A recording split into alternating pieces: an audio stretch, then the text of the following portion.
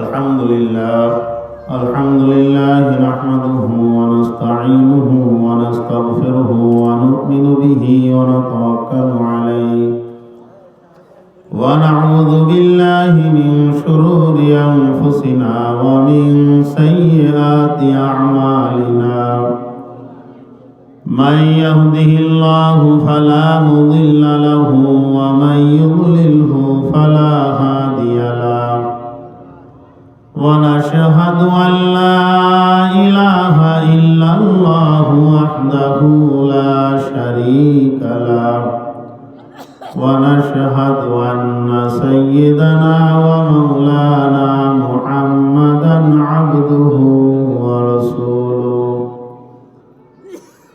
أما بعد فأعوذ بالله من الشيطان الرجيم بسم الله الرحمن الرحيم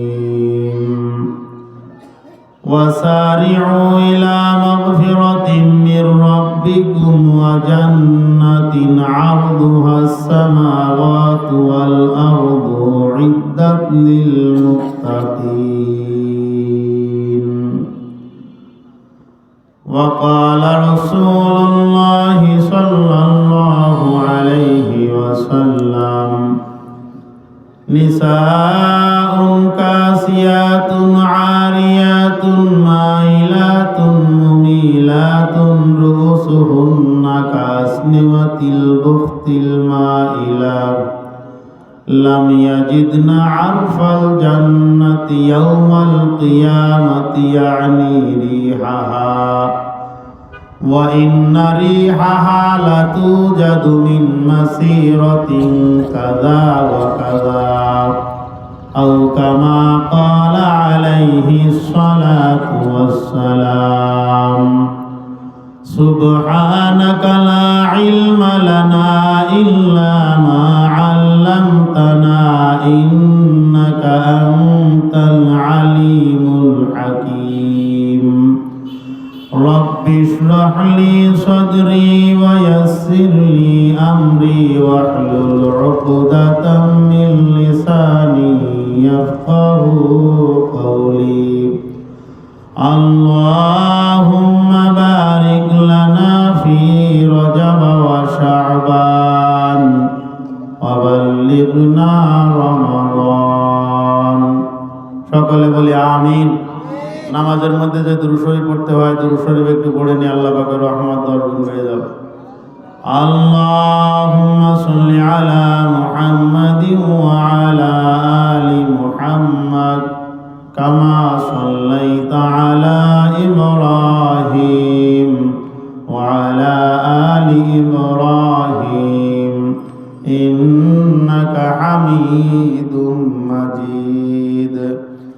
اللهم بارك على محمد وعلى آل محمد كما باركت على إبراهيم وعلى آل إبراهيم إنك حميد مجيد।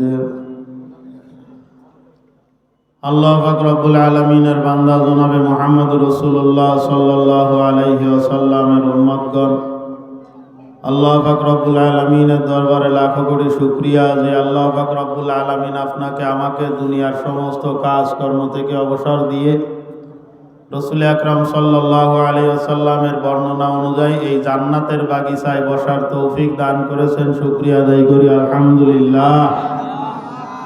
সূরা আলে ইমরানের 133 নম্বর আয়াতে কারিমা আমি তেলাওয়াত করেছি। রাসূল আকরাম সাল্লাল্লাহু আলাইহি ওয়াসাল্লামের অগণিত অজস্র হাদিস শরীফের মধ্য থেকে সহিহ মুসলিম শরীফের 2য় খণ্ডের 205 নম্বর পৃষ্ঠার থেকে একখানা হাদিস আমি আপনাদের খেদমতে আরজ করেছি ইনশাআল্লাহ। এইটার উপরে আমার নির্ধারিত সময়ের মধ্যে গুরুত্বপূর্ণ কিছু কথা আমি আরজ করব, পেশ করব। আল্লাহ পাক রব্বুল আলামিন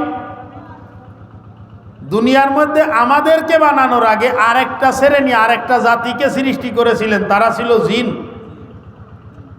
এরা দুনিয়ায় এসে খুন খারাপি, সন্ত্রাসী, হত্যাকাণ্ড, রাহাজানি, রক্তপাত শুরু করে দিছিল। আল্লাহ পাক তাদেরকে ধ্বংস করে দিলেন। তাদেরকে ধ্বংস করে দিয়ে পরবর্তীতে আল্লাহ ফেরেশতাদেরকে ডেকে নিয়ে এক জায়গায় এরকম একটা মজমা বানায় ফেরেশতাদেরকে ডেকে নিয়ে আল্লাহ পাক রব্বুল আলামিন ওইখানে ঘোষণা করতেছেন যে ফেরেশতারা, ইন্নী জাইলুন ফিল আরদি খলিফা, আমি দুনিয়ার মধ্যে আমার প্রতিনিধি পাঠাইতে চাই, এমন একটা সৃষ্টি আমি দুনিয়ায় পাঠাতে চাই যারা দুনিয়ায় গিয়ে আমার হুকুমকে বাস্তবায়ন করবে। আমি আল্লাহ পাক রব্বুল আলামিনের আদেশ নিষেধের উপরে জীবনযাপন করবে। এই রকম একটা শ্রেণী, এইরকম একটা দল আমি দুনিয়ার মধ্যে পাঠাইতে চাই। ফেরেশতারা পূর্ব অভিজ্ঞতার আলোকে বলতেছে যে আগেও এক দল পাঠাইছিলেন এরকম। কয় তারা দুনিয়ায় গিয়ে কি করেছে?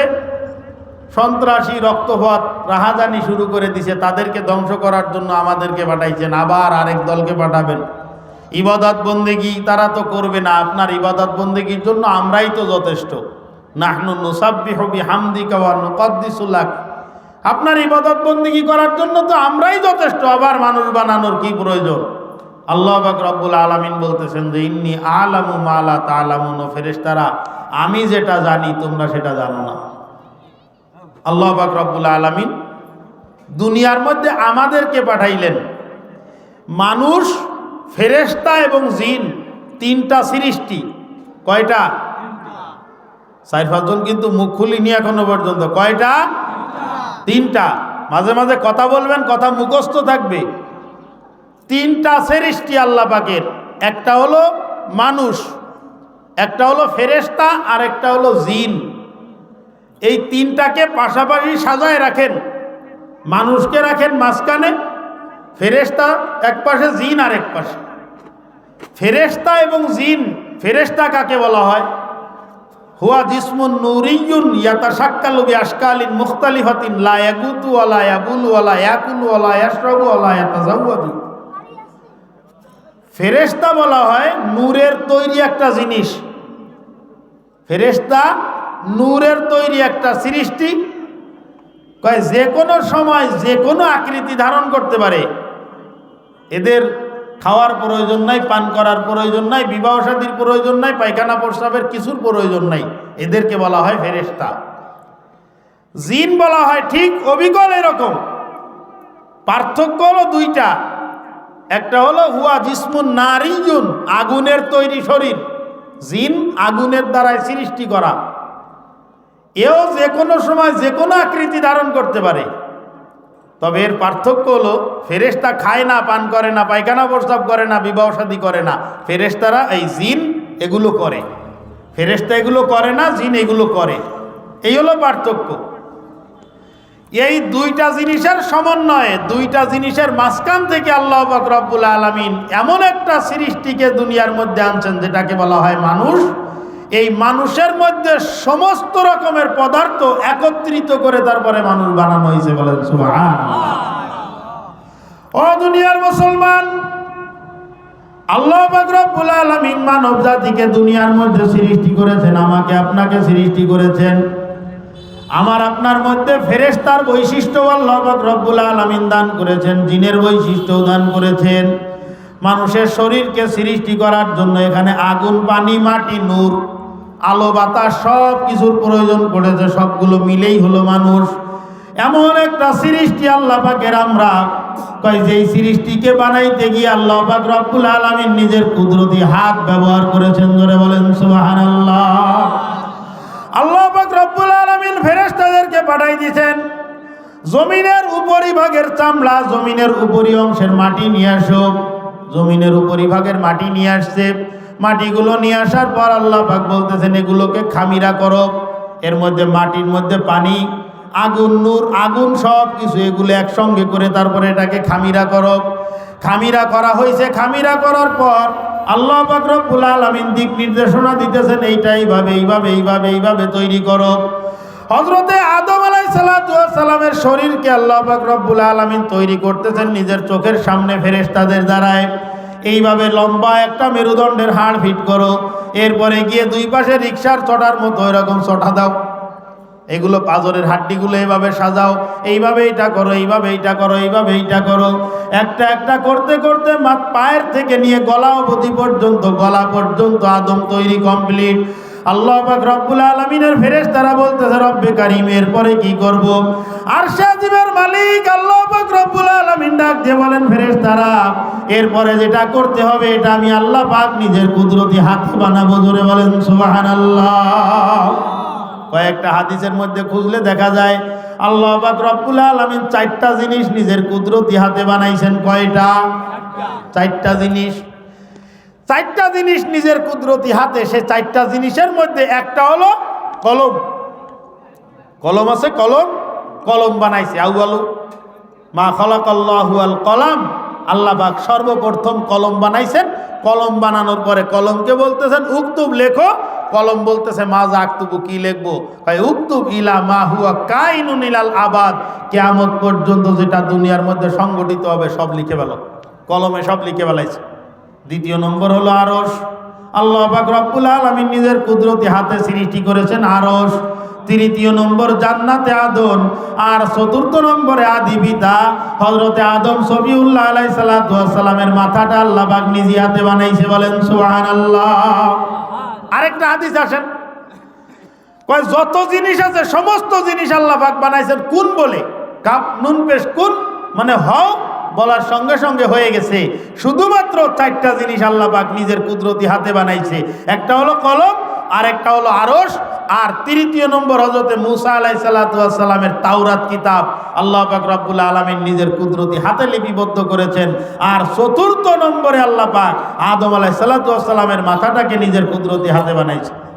তৃতীয় আরেকটা হাদিস নেন, কয় সব কিছু আল্লাহ পাক বানাইছে শুধু কোন বলে।